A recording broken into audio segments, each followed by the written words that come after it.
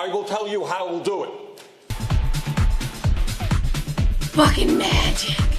Alright, I'm gonna admit it. I want an easy day. Just the news is just, I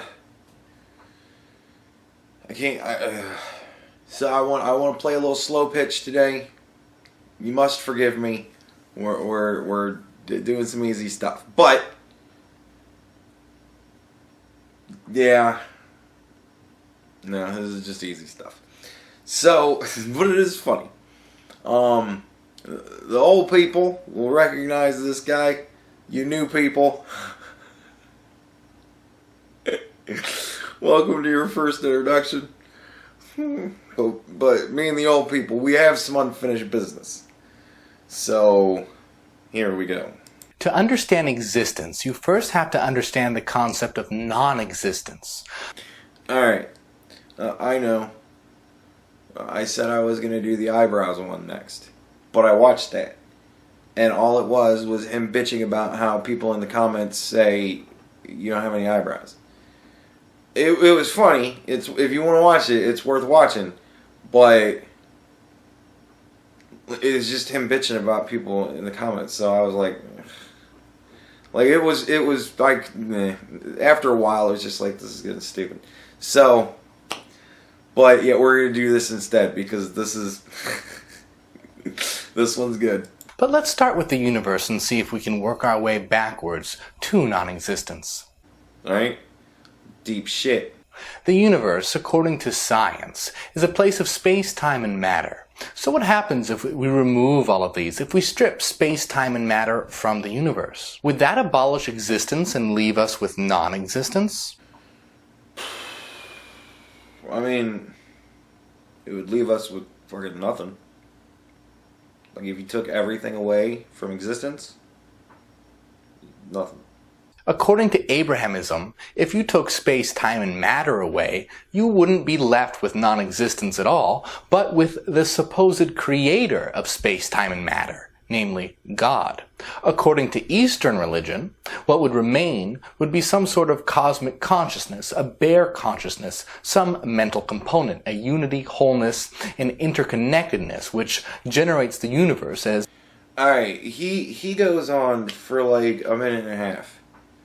And he just lists all these people and what they say they think happens when you take everything away.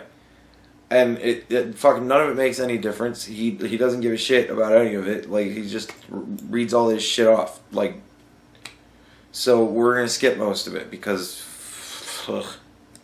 Nietzsche said it was the will to power. Stephen Hawking said the origin of the universe can be explained by the laws of physics. These laws predict that the universe was spontaneously created out of nothing in a rapidly expanding state. This is called inflation. I like the way that you said, this is called inflation. I don't know, just the way he says it makes me laugh.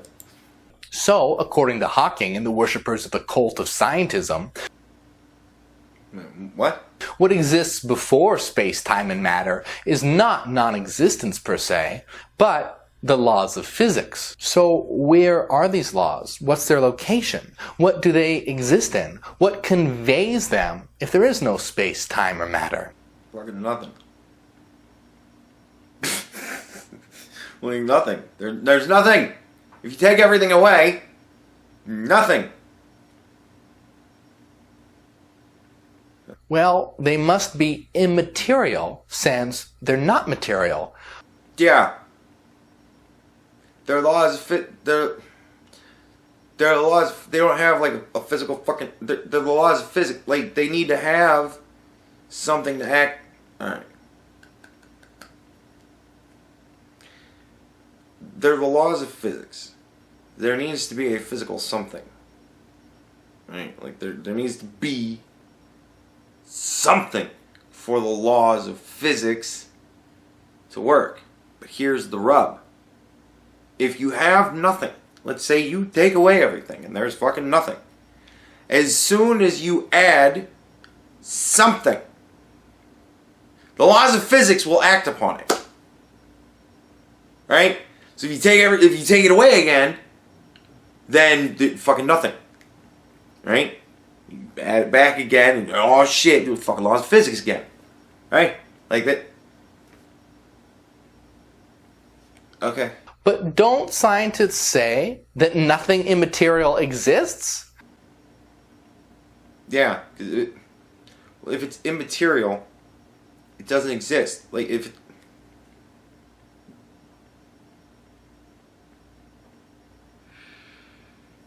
Okay. What a joke! They're refuted by their own laws, which are immaterial, outside space and time, not subject to entropy, and exist at a temperature of absolute zero, and are eternal.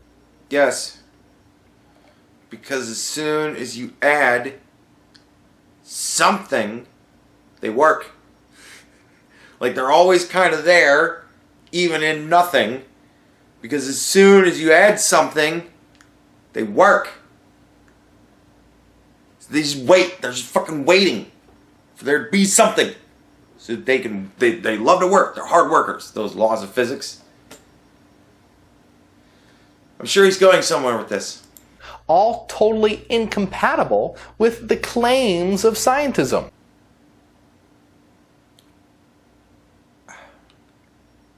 Scientism? What?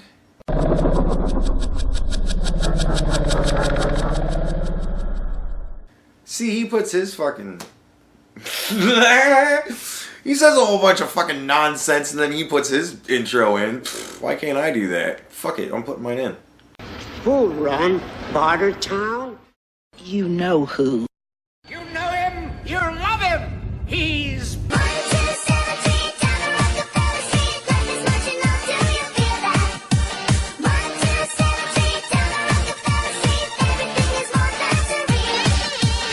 Ludicrously, materialist scientists say that nothing non-material can exist.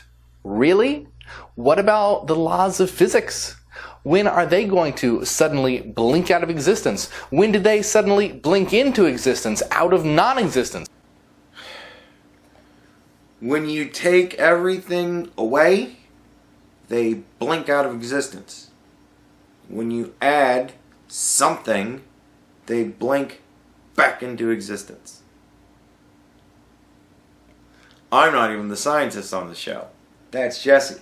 But he's just a member of the USGS. This is physics. I handle the physics. He does the geology. If I wind up talking about the earthquake, we'll bring on Jesse, right?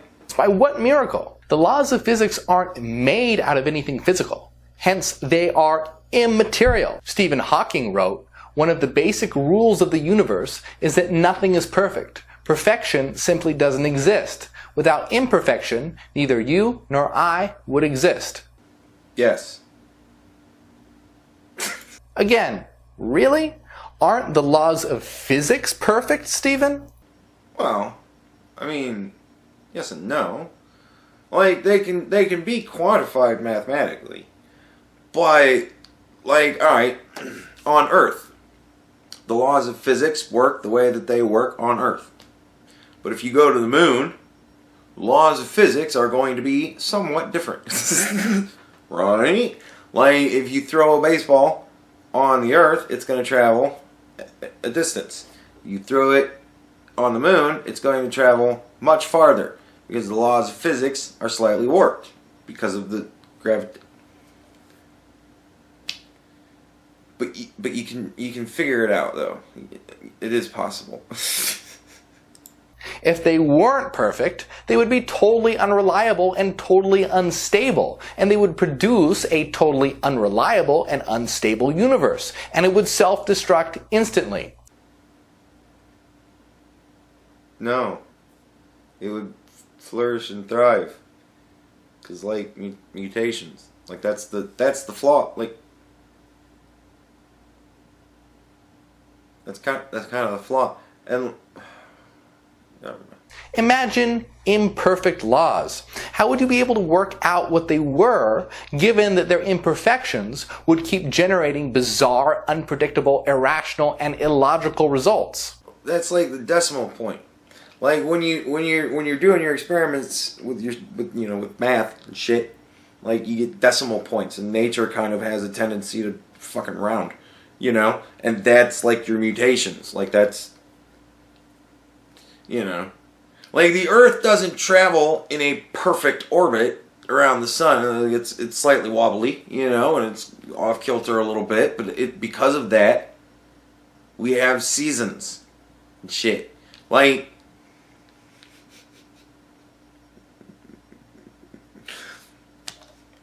alright. You couldn't have a universe at all without perfect laws, and the only perfect eternal laws are those of mathematics, not science. Yeah, but like math is fuck. You prove the science with math. Is this where we're going with this? Stephen Hawking was a shockingly inept philosopher.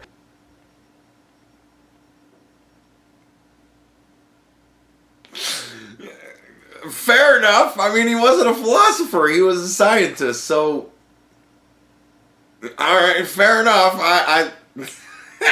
Okay. And exactly because of that, all of his scientific speculations were totally incoherent and basically absurd. If you can't explain, understand, and define the laws of physics, how on earth can you expect to explain and understand the universe that they create? All right. This is the freedictionary.com definition of the laws of physics. This is what I got, right?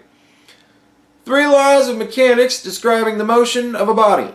The first law states that a body remains at rest or in a uniform motion in a straight line unless acted upon by a force. Fair enough. The second law states that a body's rate of change of momentum is proportional to the force causing it. The third law states that when a force acts on a body due to another body, then an equal and opposite force acts simultaneously on that body. Now, I don't know about you, but that kind of gives me an understanding of what'll happen if you have nothing and then put something there. I would imagine that something is at first going to do nothing unless it's acted upon by another force, at which point it will travel in a straight line proportionally to the force acted upon it. Like, okay. The two are absolutely connected. If you can't explain why and how the laws exist, and in what they exist, and in what way they exist, then how can you explain the universe to which they give rise? Because as soon as you add something, as soon as the universe begins to rise, they act upon those things when they are set into motion.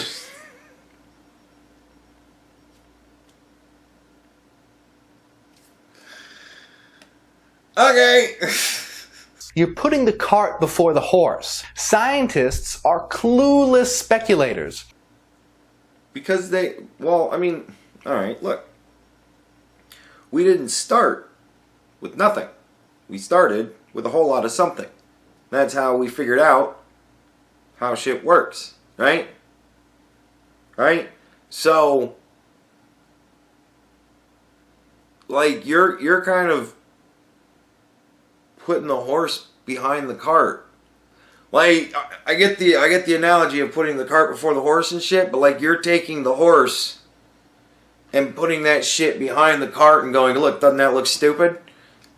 You gotta have something for the laws of physics to work. How does anybody listen to this shit? Richard Feynman said, in general, we look for a new law by the following. First, we guess it. No, don't laugh. That's really true. There you have it, straight from the horse's mouth. The main tool of science.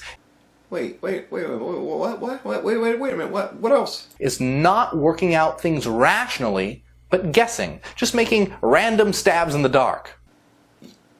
What second? First we guessed. Second, what do we do second? I imagine it's some sort of rational thought process. Does people seriously not catch up on that one? Really? Wow. The laws of physics are actually entirely consistent with Platonic forms. Yet science despises Plato and his perfect, eternal, immutable, transcendent forms outside space and time, which give rise to space, time, and matter.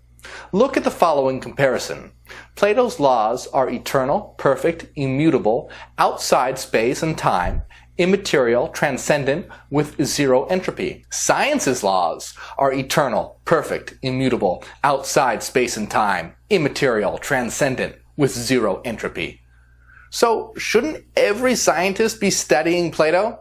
Yet none do. The first thing science has to do Wait, what? is explain its own laws. If it can't explain them, it can't explain anything else. You can't use scientific experiments to explain the laws of science. No, that's actually exactly how you have to use scientific experiments to explain the laws of science. That's how it works. Only to observe their effects. Scientists have never grasped that simple fact. That's because they're empiricists, not rationalists.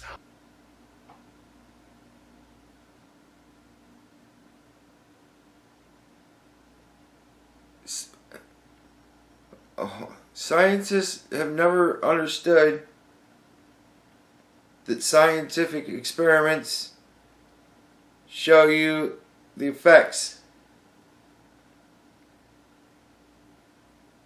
I think they get that one. Fairly sure. I mean, I get it. And I'm not a scientist. Only reason and logic can explain the laws of physics. And that means that reason and logic can also explain everything produced by those laws. Fair enough. And that means that everything is in fact mathematical, not scientific. Here's a simple question for all scientists. Okay. If you removed mathematics from science, what would be left of science? Guessing. Nothing at all. At least nothing of any rational worth. Mathematics, however, doesn't need science. So who needs empirical science? Math. Math needs science. Because much like physics, math needs to have something to act upon to fucking matter. If there's nothing to quantify, there's no need for math. If you have nothing, gives a fuck about math. Zero is always kind of zero when you've got fucking zero. So, you don't really have a lot of math there. You just got a zero.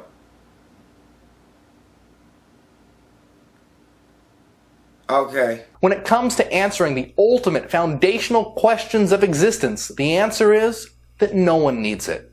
Everything that science does can be done much more rationally and logically by ontological mathematics, the mathematics of Hyperianism.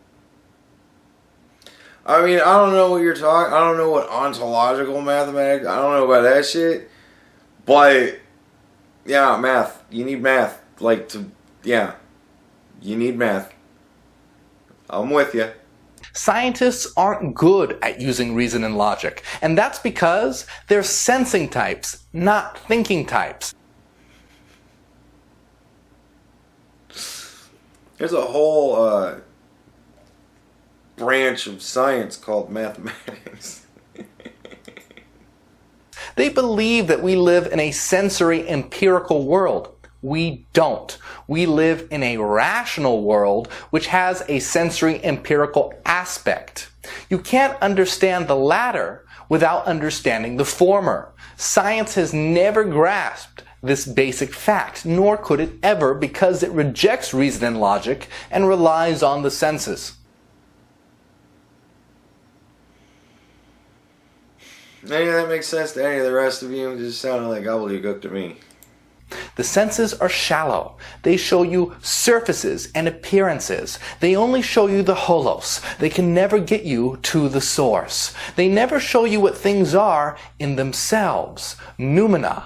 Only reason and logic can tell you what things actually are in themselves. Only reason and logic can lead you to the source. Scientists have failed to comprehend this. The only part of science that works is the mathematical part. All the rest is nonsense. It's guessing. That's why you need the math. You nailed it, buddy. Congrats. An absurd product of the absurd philosophy of empiricism and materialism, which, as anyone who has studied David Hume knows, leads to total skepticism and the total annihilation of substantive knowledge. Scientists don't know that because scientists don't know anything about philosophy.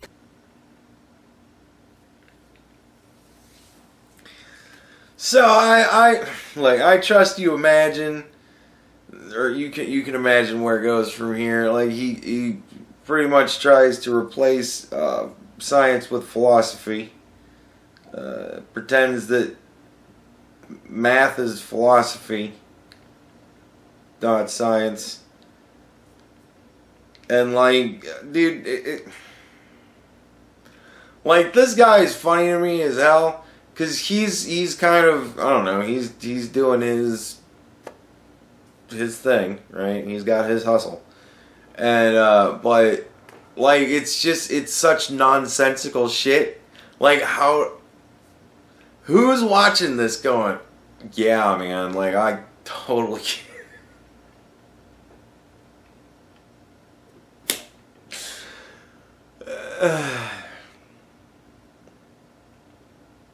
But he talks about how rational thought is the only most important thing in the world. And then he says the most irrational fucking shit.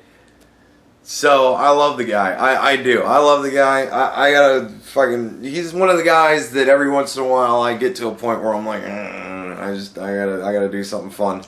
Just for the giggles. And here we go. So... Yeah, it doesn't happen very often, but I was in a very whimsical mood today. What do you want from me? But yeah, fucking Hyperianism. Ad Astra, to the stars. Ad Astra, to the stars.